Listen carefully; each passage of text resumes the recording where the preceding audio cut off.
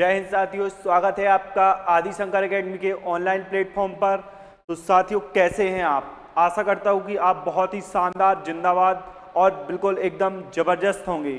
तो जैसे कि आप जान चुके हैं कि एनटीपीसी के लिए एग्ज़ाम डेट आ चुकी है और उसके लिए हमारा प्रैक्टिस सेट चालू हो चुका है।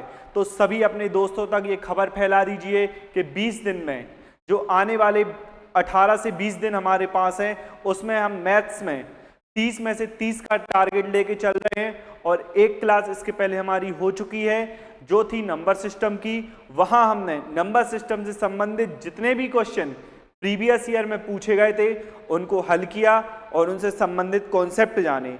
तो उसी सीरीज में आज हम एक नया टॉपिक पढ़ने जा रहे हैं जिस टॉपिक का नाम है परसेंटेज, प्रतिशत। ये एक ऐसा टॉपिक है कि ये डायरेक्टली आपके एग्जाम में आए या ना आए, वो इनडायरेक्टली भी आपके एग्जाम्स में आ सकता है। लाइक एज जैसे मैंने बोला 10%, जैसे मैंने बोला 10%, तो इसी को प्रॉफिट लॉस में भी 10% लाभ, SICI में भी 10% का लाभ, ऐसे करके भी ये पूछा जाता है। तो परसेंटेज एक ऐसा टॉपिक है जो पूरे मैथ्स का, दो टॉपिक हैं, एक होता है परसेंटेज और एक होता है अनुपात समानुपात। ये दो ऐसे टॉपिक हैं, यदि इन टॉपिकों पे आपकी अच्छी पकड़ है तो आप 50% से ऊपर मैथ्स आपकी स्ट्रांग हो जाएगी। लेकिन शर्त यह है कि ये टॉपिक आपको बिल्कुल डीपली आने चाहिए। ठीक है, तो आज हम कौन सा टॉपिक स्टार्ट करने जा रहे हैं? परसेंटेज, जिसे हिंदी में कहते हैं प्रतिशत। तो पहले हम इसका हल्का सा बेसिक जानने का प्रयास करेंगे, उसके पश्चात हम इस पे आधारित क्वेश्चन को और उसमें जो जो कॉन्सेप्ट लगेगा वो समझने का प्रयास करेंगे। तो साथियों, जैसे आप जानते हैं, प्रतिशत दो शब्दों से मिलकर बनता है, प्रति धन शत। प्रति मतलब होता है हर और शत मतलब होता है 100। जैसे हम बोलते हैं प्रत्येक आम, क्या बोलते हैं? ध्यान से सुनना, प्रत्येक आम 10 रुपए का है। प्रत्येक का मतलब क्या है? इसमें से अगर कोई भी आम उठाएंगे, हर एक आम कितने का होगा? 10 रुपए का होगा। उसी तरीके से जैसे इसमें लिखा है प्रति, प्रति का मतलब क्या होता है? हर, और शत का मतलब 100, मतलब जिसके हर में क्या हो? 100, वही क्या कहलाता है? प्रतिशत। कहने का मतलब किसी संख्या की काउंटिंग यदि हम 100 में से करते हैं तो उसे प्रतिशत कहते हैं। एग्जाम्पल के लिए, जैसे हमें 100 में से 50 नंबर मिले किसी एग्जाम में, ठीक है, तो ये नंबर हैं कितने में से? 100 में से। तो इसका कंपैरिजन कितने अंक से हो रहा है? 100 अंक से। तो क्या हम इसे डायरेक्टली बोल सकते हैं 50%? जी हां, इसे हम क्या बोल सकते हैं? 50%। क्यों? क्योंकि ये 100 नंबर में से है। दूसरा एग्जाम्पल अगर देखेंगे, जैसे 50 में से हमें मिले 25 नंबर, तो क्या ये 25% है? नहीं, ये 25% नहीं हो सकता। क्यों? क्योंकि इसका जो कंपैरिजन है कितने नंबर से किया जा रहा है? 50 से। तो यदि इसको हमें 100 बनाना है तो इसमें कितने का गुणा करेंगे? 2 का। तो यहां भी कितने का हो जाएगा? 2 का। तो इसको क्या लिख सकते? 100 में से 50। अब इसको बोल सकते हैं 50%। मतलब जब तक 100 में से कंपैरिजन ना हो तब तक हम उसको परसेंटेज नहीं बोल सकते हैं। ठीक है, और जैसे ही हमने उसको 100 बना लिया तो उसको क्या कहेंगे? प्रतिशत।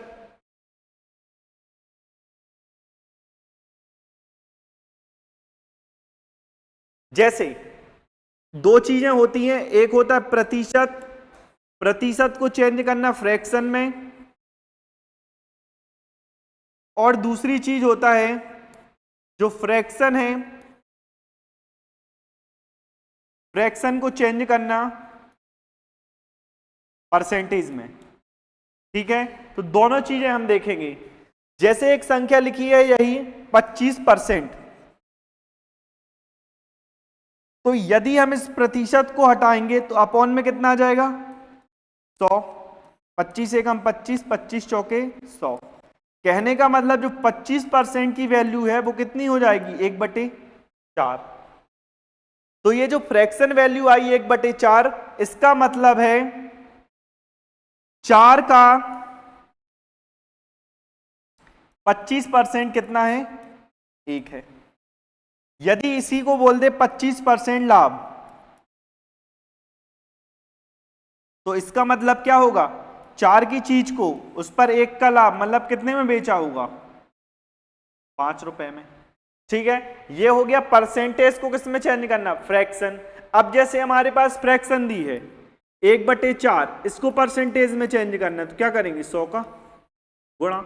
तो यदि परसेंटेज को फ्रैक्शन में चेंज करेंगे तो 100 का भाग देंगे, और फ्रैक्शन को परसेंटेज में चेंज करेंगे तो 100 से क्या करेंगे, गुणा। इतना समझ में आया।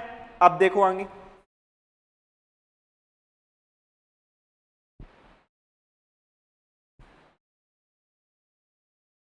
अब कुछ ऐसी वैल्यू हैं जो हमेशा एग्जाम में रिपीट होती हैं, तो वो वैल्यू हमें डायरेक्टली क्या रखना है, याद।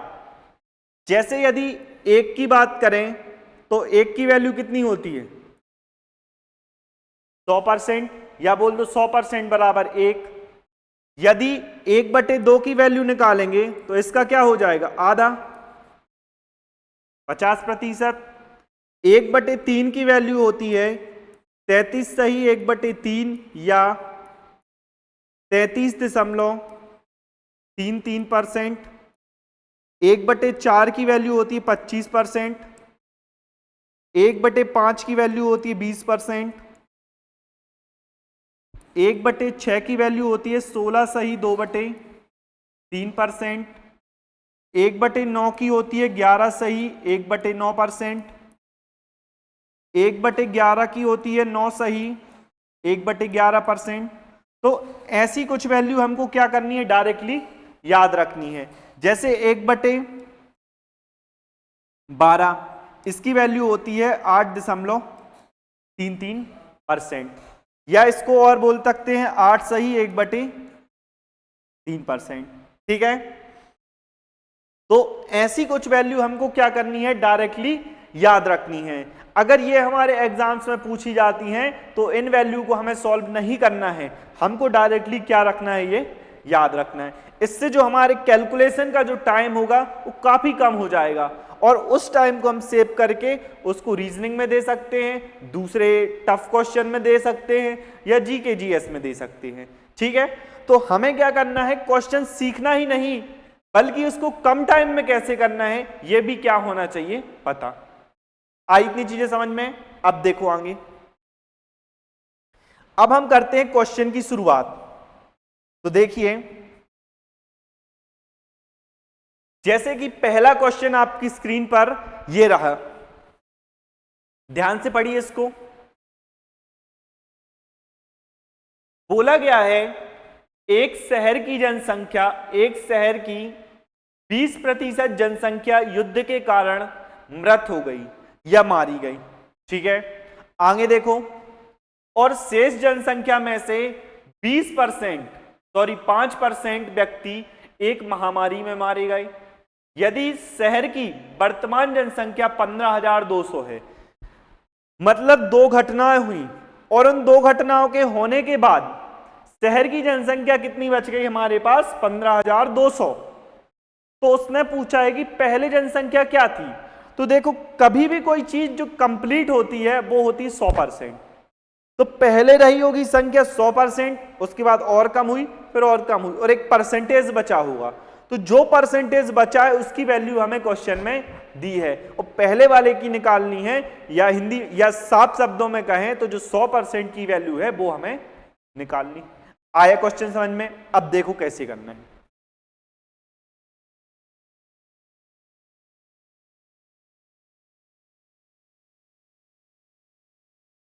देखो,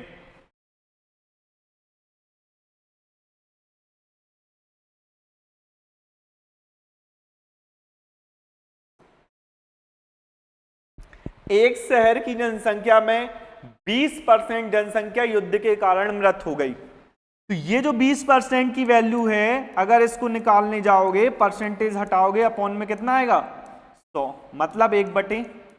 5। तो ये हमें निकालना नहीं है, इसकी वैल्यू हमें डायरेक्टली याद होनी चाहिए। 20% की 1/5, 25 की हो गई 1/4, 10% की 1/10, 4% की 1/25, 5% की 1/20, ऐसे हमें याद होनी चाहिए। ठीक है, तो ये हो गई। दूसरा परसेंटेज जो दिया है 5% की वैल्यू कितनी होती है 1/20। अब ध्यान से देखना, पहले युद्ध के कारण 20% जनसंख्या मृत हो गई, मतलब 5 अगर संख्या थी तो उसमें से एक आदमी मर गया, मतलब 5 से पहले एक मर गया तो कितना बचा 4। ऐसे ही पहले 20 था, एक चला गया, क्या बच गया 19। गुणा कर दो, 20 पंचे 100, 19 चौके 76। कहने का मतलब पहले अगर जनसंख्या 100 थी तो अब कितनी हो जाएगी हमारे पास 76, लेकिन जनसंख्या है कितनी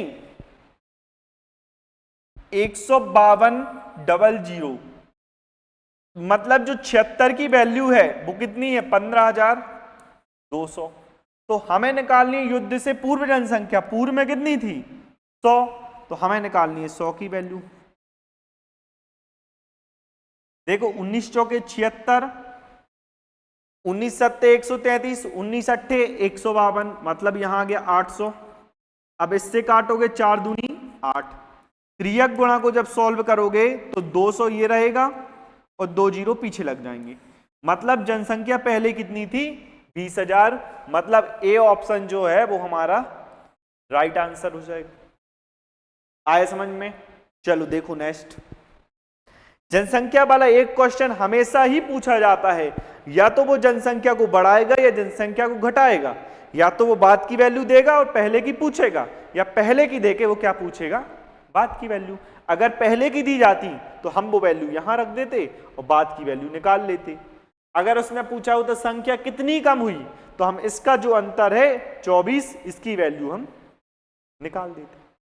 आए समझ में? चलो देखो नेक्स्ट क्वेश्चन। देखिए ये है एग्जामिनेशन वाला टाइप।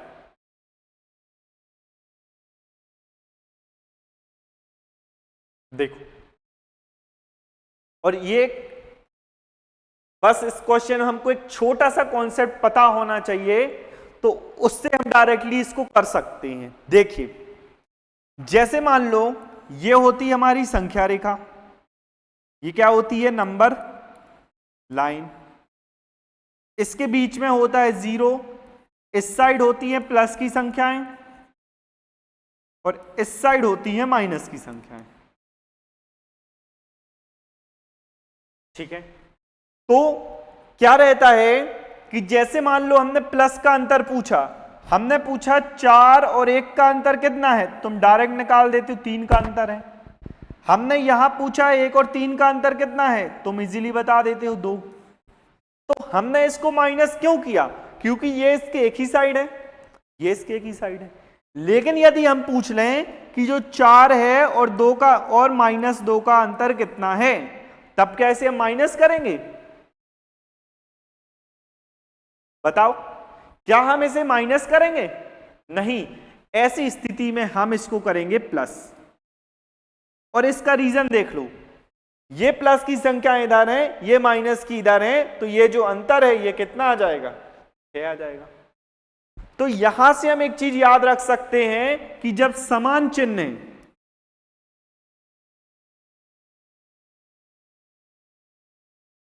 इनका अगर डिफरेंस पूछा जाएगा तो हम इनको करेंगे माइनस। जैसे वो प्लस प्लस है तो भी माइनस होगा, दोनों संख्या माइनस माइनस है तब भी वो क्या होगा माइनस होगा। इसके बाद देखो, ये हो गई समान चिन्ह की बात। अब अगर अपोजिट चिन्ह है, जैसे ये हो गए, तो जो अपोजिट मार्क हैं या अपोजिट जो चिन्ह हैं उनका जो डिफरेंस है वो हमेशा ऐड होगा। रीजन देख लो, ये अपोजिट प्लस का इस साइड रहता, माइनस का इस साइड रहता, तो ये अंतर ज्यादा हो जाता। इसी चीज को जो बुक्स वगैरह या किसी के नोट्स हैं, उसी चीज को घुमा के क्या दिया जाता है कि जब दोनों जगह पास पास हैं तो माइनस कर दो, फैल फैल हैं तो माइनस कर दो, पास और फैल हैं तो इसको क्या कर दो प्लस। तो ये कॉन्सेप्ट आता कहां से, हमें ये पता होना चाहिए, ये हमें याद नहीं रखना, हमको तो सिर्फ इस कॉन्सेप्ट से मतलब है। ठीक है, आए कॉन्सेप्ट समझ में। अब आओ क्वेश्चन की तरफ। तो जब भी ऐसा सवाल पूछे, 2 परसेंटेज दिया हो, एक में अधिक अंक आ रहे हैं, एक में पासिंग से कम अंक आ रहे हैं, तो हमेशा दोनों साइड का डिफरेंस ले लो। देखो कैसे, जब वो 46% प्राप्त कर रहा था तो 10 अंक से अनुत्तीर्ण हो जा रहा था, मतलब माइनस का 10।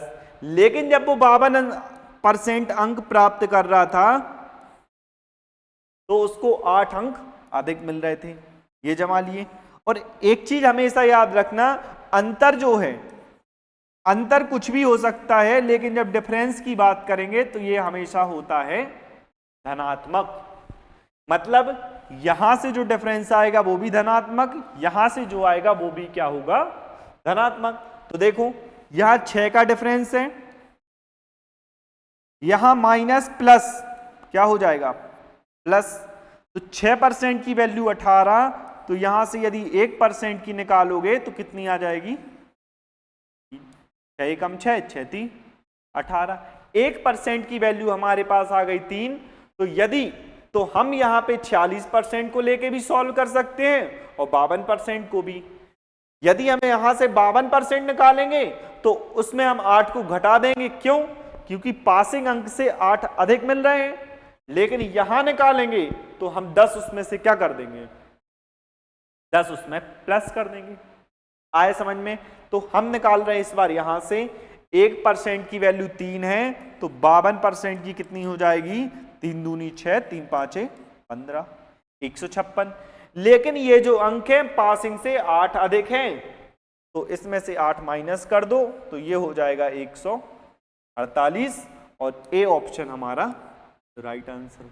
अब यहां देखो, क्वेश्चन तो हमने एक ही किया है, लेकिन कॉन्सेप्ट यहां कितने सीखे उसके माध्यम से वो आप देख सकते हो।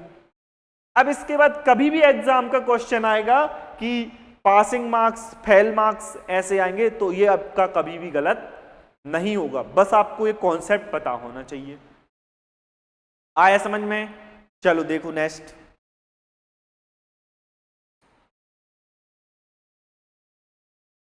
अब देखो क्वेश्चन, देखो ध्यान से। तन्वी जो है अपने मासिक वेतन का 80% खर्च कर देती है और प्रति माह अपने वेतन से 5,000 रुपए की बचत करती है। अब भी हमने एक चीज बताई थी, कोई भी चीज अपने आप में कंप्लीट होती है तो वो कहलाती है 100%। ठीक है, तो 100% उसका वेतन होगा, उसने 80 खर्च कर दिया तो उसके पास कितना बचा होगा, 20%। लेकिन रुपए में कितना बचा उसके पास, 5,000। मतलब जो 20% की वैल्यू है वो हमारे पास है 5,000। लेकिन उसने बोला उसका वेतन कितना था, वेतन था 100%। तो इसको 100% बनाना है तो 5 का गुणा यहां कर दो, तो 5 का यहां भी करना पड़ेगा। तो देखो 20 पंचे 100, 5 25 और ये 000, मतलब उसका जो वेतन था वो था 25,000 रुपए। A option is the right answer. आया समझ में? इसकी जगह वेतन बड़ा होता तो हम 100 से ज्यादा कर देते। ठीक है, देखो नेक्स्ट। अब ये देखो, ऐसे क्वेश्चन जब भी आपके एग्जाम में आते हैं तो जैसा क्वेश्चन बोला गया है हम बस वैसे ही जमाते जाना है। देखिए, बोला है दो संख्याओं का अंतर उनमें से बड़ी संख्या के 20% के बराबर है। तो हम कभी भी जब अंतर लेते हैं तो पहले यहां बड़ी संख्या लेते हैं, माइनस क्या लेते हैं, छोटी संख्या, इसको बोल दो ग्रेटर नंबर, ये हो गया स्मॉल नंबर, बोल सकते हैं। तो उसमें बोला गया है दो संख्याओं का अंतर, मतलब ग्रेटर नंबर और स्मॉल नंबर, इसका जो अंतर है बड़ी संख्या के 20% के बराबर है। 20% की वैल्यू क्या होती है, 1/5। अब देखो आगे क्या दिया, यदि छोटी संख्या 40 है, मतलब जो स्मॉल नंबर है ये, इसकी जगह क्या आ जाएगा, इसकी जगह आ जाएगा 40।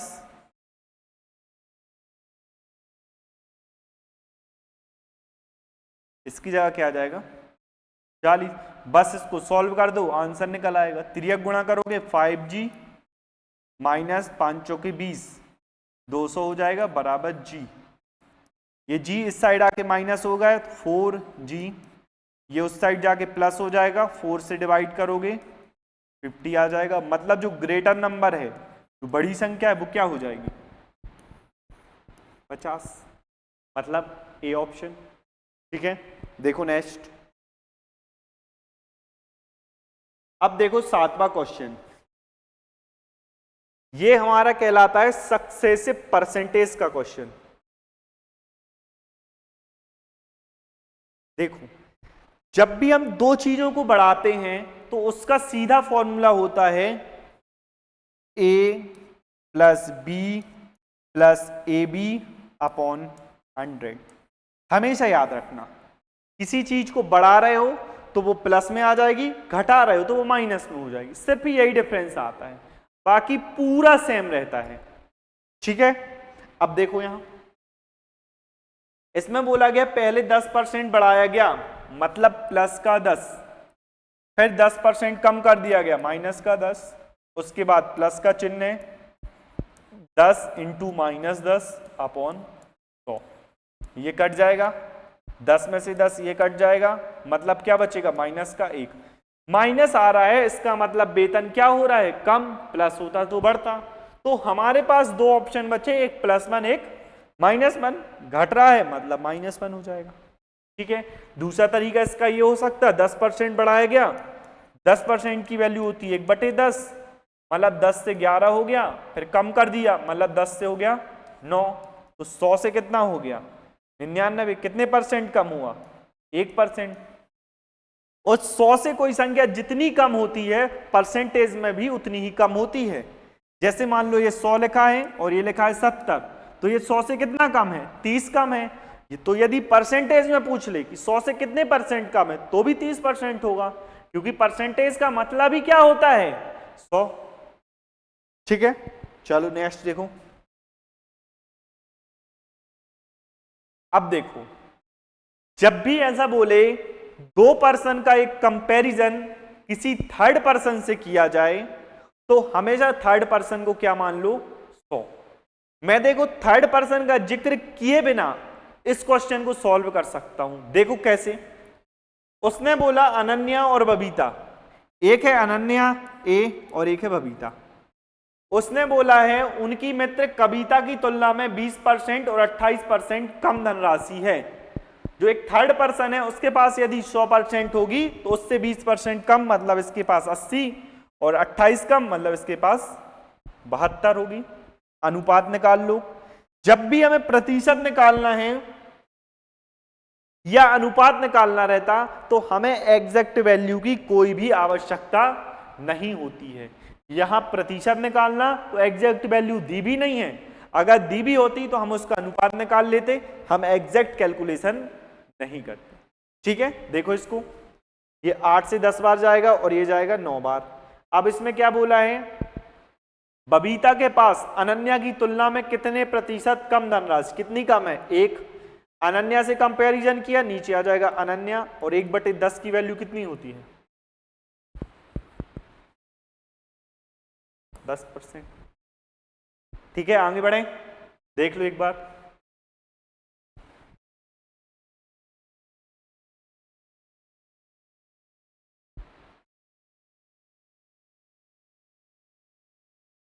अब ये क्वेश्चन जो है हमेशा एग्जाम में आता है, इसके लिए हमें छोटे छोटे फॉर्मूले पता होने चाहिए। जैसे बेलन का वक्र पृष्ठ क्या होता है, बेलन का वक्र पृष्ठ होता है 2πr/h। बेलन का जो आयतन होता है ये हो गया कर्व सरफेस एरिया, और बेलन का जो आयतन होता है वॉल्यूम πr²h। ठीक है, तो यहां यदि हम इसको देखने जाएंगे, जो कर्व सरफेस एरिया है यहां पे 2 फिक्स है, पाई भी फिक्स है, पाई की वैल्यू क्या होती है 22/7, तो ये फिक्स है। तो जो r इंटू एच में जो परिवर्तन होगा वही किस में हो जाएगा, कर्व सरफेस एरिया। ऐसे ही जो आयतन है इसमें पाई फिक्स है, मतलब आर स्क्वायर इंटू एच, इसमें जो परिवर्तन होगा वही किस में हो जाएगा, वॉल्यूम में। ठीक है, यहां समझ में आई। मतलब जो चीज कांस्टेंट है उसको छोड़ते जाना है, जो बची है उससे करना है। यहां बोला गया है त्रिज्या 10% बढ़ा दी गई, मतलब इसकी जो रेडियस है 10 से क्या हो गई, 11 हो गई। फिर देखो ऊंचाई 40% कम कर दी, 20% की वैल्यू हमने क्या देखी 1/5, तो 40% की हो जाएगी 2/5, इसका दुगना, तो 2/5 ऊंचाई क्या कर दी, कम। मतलब पहले हाइट यदि 5 थी तो अब कितनी हो जाएगी, 3, मतलब 50 से कितनी, 33। अब बोला है पृष्ठीय क्षेत्रफल में कितनी कमी होगी, तो देखो 100 में अगर किसी चीज की कमी होती, अब यहां से एक तरीका ये है, यहां हम निकालेंगे 17 कम हुआ, किससे कम हुआ 50, फिर 100 का गुणा करेंगे, यही करोगे, 17 कम हुआ अपॉन है 50, फिर 100 का गुणा। तो ये हमें नहीं करना है। हम जानते हैं कि 100 में कोई संख्या जितनी कम है परसेंटेज में भी उतनी कम होती है। बस यहां 2 का गुणा कर दो, ये 100 बन जाएगा।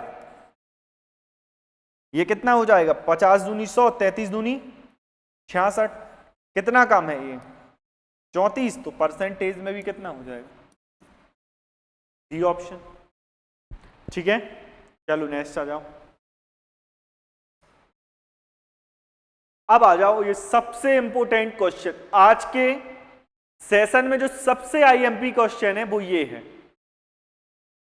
हमेशा चुनाव का एक ना एक क्वेश्चन किसी ना किसी शिफ्ट में ये फिक्स है कि आएगा, और इसमें बस एक कॉन्सेप्ट है जो आप अगर सीख गए तो आपको कभी कोई दिक्कत नहीं जाएगी। देखो कॉन्सेप्ट देख लो पहले। एक जो वोटिंग लिस्ट आती है उसमें हमेशा वोट कितने होते हैं, 100%। जो जो वोट डालने के लिए एलिजिबल होता है उन सभी के नाम इसमें होते हैं, तो वोटिंग लिस्ट आती 100%। जब लोग वोट नहीं डालते हैं, जैसे बोला 25% ने वोट नहीं डाला, तो वो इसमें से माइनस होता है, तो कितना बच गया 75। अब जब भी वो बात करे कि वोट कैसे थे, इनवैलिड, तो वो इनवैलिड इसमें से होता है जो डाले गए वोट होते हैं। ये जैसे उसने बोल दिया 4 इनवैलिड हैं, तो ये बच गया 71, ये कैसे हो जाएंगे, वैलिड। ठीक है, 71। अब यहां से दो चीजें हमें हमेशा परेशान करती हैं। एग्जाम्पल के लिए यहां हमने जैसे माना एक को मिला 40 और एक को मिल गया 31, दो ही मिल सकते हैं। तो कभी कभी बोलता है कि वैलिड वोट से एक विनर था यहां और एक था हमारे पास लूजर, तो कभी कभी एग्जामिनर ये बोलता है कि विनर को कुल वोट का मिला इतने %, और कभी बोलता है वैलिड वोट का। तो ये अंतर हमें समझ में आना चाहिए। जैसे उसने बोला कि कुल वोट का इसको 40% मिला, तो कुल वोट थे 100 का 40% इसको मिला, तो यहां 60 नहीं आएगा, क्योंकि यहां कितना है 71, तो यहां कितना आएगा 81। ऐसे करते हैं, तो कभी इसका परसेंटेज दिया रहता है, कभी इसका दिया रहता है, तो जो क्वेश्चन में बोले उसको रख दो, फिर कितने से हारा जीता यहां से डिसाइड कर लो, और पूरा क्वेश्चन सेम रहता है। आया समझ में? तो इलेक्शन में सिर्फ यही कॉन्सेप्ट आता है जो कि क्या होता है, हमें कंफ्यूज कर देता है।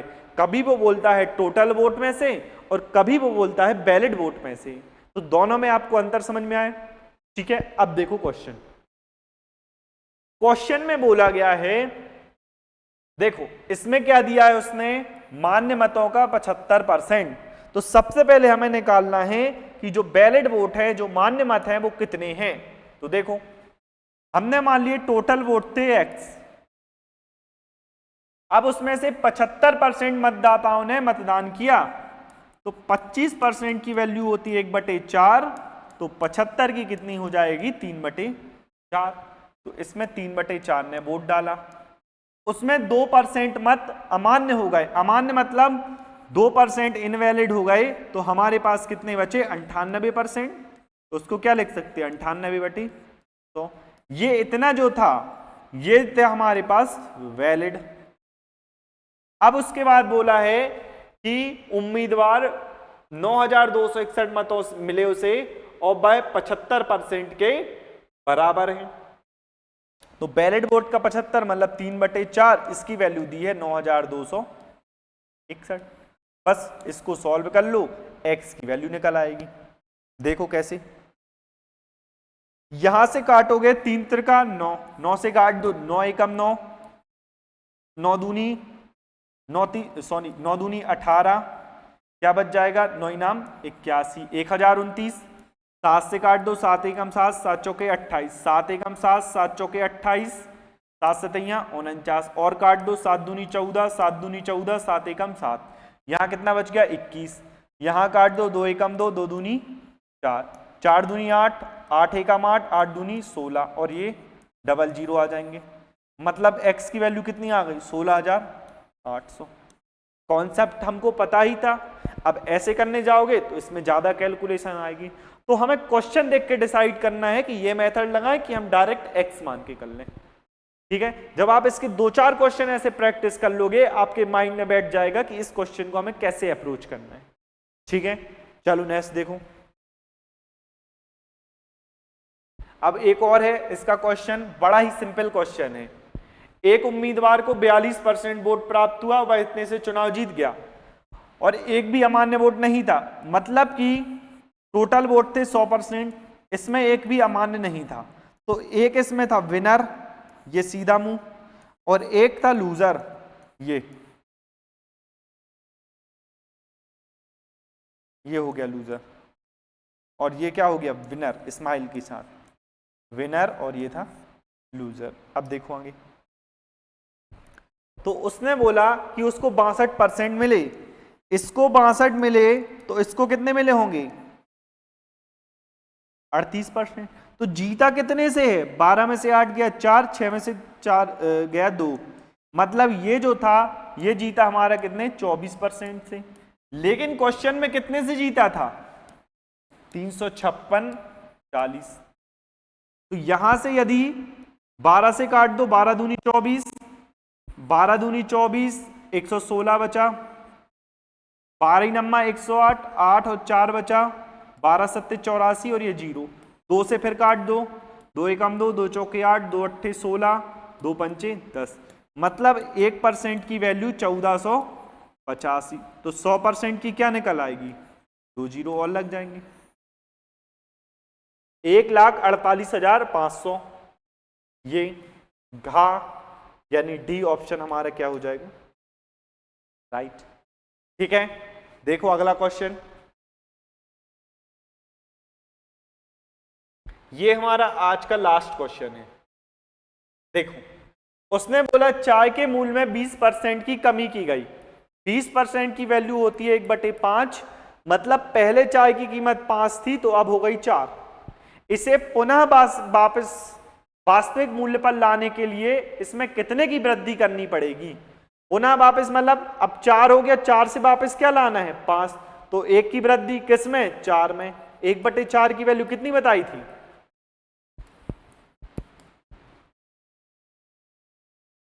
ठीक है। तो आज हमने क्या किया, आज हमने जितने भी परसेंटेज के जो प्रीवियस ईयर क्वेश्चन थे, जो थोड़ी से अच्छे लेवल थे और जिनके माध्यम से मैंने ये था लेवल आप मेंटेन कर सकते हो, लेकिन जिनके माध्यम से कॉन्सेप्ट क्लियर होंगे वो क्वेश्चन मैंने सिलेक्ट करके आपको कराए। तो आशा करते हैं आपको आज की क्लास पसंद आई होगी और ये आपकी तैयारी को एक अच्छे लेवल पे ले जाएगी। तो आपको याद रखना है मेरी बातें, मैंने क्या कहा, क्लास से प्रैक्टिस करना है, उसके बाद एक टेस्ट लगाना है और टेस्ट का क्या करना है, हमें एनालिसिस करना है कि किस टॉपिक में हमारी गलती हो रही है। तो उस टॉपिक को हमें सही करके फिर नेक्स्ट टेस्ट लगाना है और बस प्रैक्टिस करना है। नया हमें कुछ भी नहीं पढ़ना है, सिर्फ रिवीजन और प्रैक्टिस और टेस्ट, ये काम हमें करना है, ठीक है। तो आशा करता हूं कि ये क्लास आपको पसंद आई होगी और यदि आप क्लास में बने रहेंगे तो निश्चित तौर पर हम एक एग्जाम में एक अच्छा स्कोर टारगेट कर पाएंगे। अच्छा स्कोर का मतलब ये है कि जैसे 30 क्वेश्चन आते हैं और उसमें करने लायक क्वेश्चन यदि 28 हैं, करने लायक का इन द सेंस कुछ क्वेश्चन ऊटपटांग टाइप से जो आते हैं उसको छोड़कर, कहने का मतलब अगर एक अच्छा बच्चा उसमें 29 स्कोर कर रहा है, तो आप ये क्लास ले रहे हैं तो आपका स्कोर भी 29 आएगा। ठीक है, तो इसी शुभकामनाओं के साथ कि आपकी तैयारी अच्छी चल रही होगी और ये क्लास आपके लिए फायदेमंद होगी, मैं आपसे विदा लेता हूं।